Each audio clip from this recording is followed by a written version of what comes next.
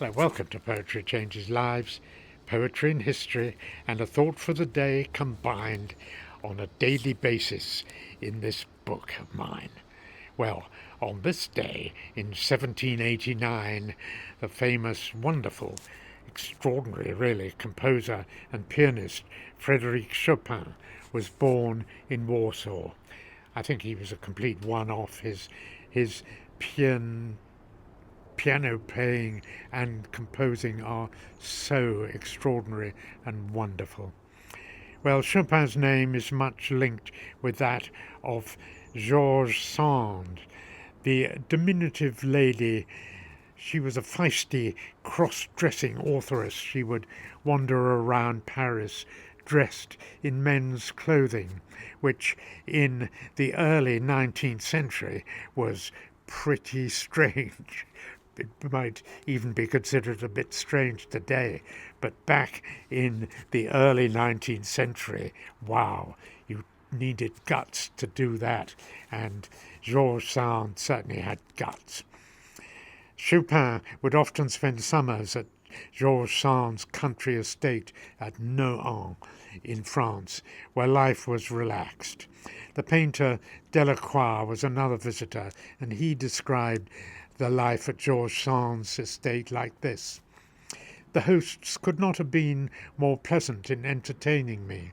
When we are not all together at dinner, lunch, or playing billiards, or perhaps walking, each of us stays in his room, reading or lounging around on a couch, sometimes through the window, which opens onto the garden. A gust of music wafts up from Chopin at work. All this mingles with the songs of nightingales and the fragrance of the roses. Doesn't that sound wonderful? The sound of Chopin at work. Gosh, and the nightingales. Well, sadly, Chopin and Georges Sand quarrelled in the end, and their relationship ended. Chopin's work and output is said to have suffered. How much Georges Sand was an inspiration to him, we don't really know, but it must have had an effect. Well, here is a strange but interesting poem to Chopin, written by the American poetess Emma Lazarus.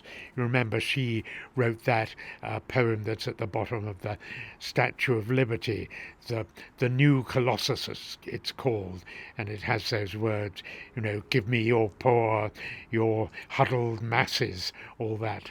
Well, this is a bit of a weird poem in a way, but see what you think of it. A dream of interlinking hands, of feet tireless to spin the unseen fairy woof of the entangling waltz. Bright eye-beams meet, gay laughter echoes from the vaulted roof. Warm perfumes rise, the soft unflickering glow of branching lights sets off the changeful charms of glancing gems, rich stuffs, the dazzling snow of necks unkerchiefed and bare, clinging arms. Hark to the music, how beneath the strain of reckless revelry vibrates and sobs one fundamental chord of constant pain, the pulse beat of the poet's heart that throbs. So yearns, though all the dancing waves rejoice, the troubled sea's disconsolate, deep voice. Rather nice imagery there. I wouldn't say it was a immortal poem, but it's not bad. Hope you liked it. Today I will remember that serenity, courage and wisdom are all that I need to cope with life. Thank you for listening.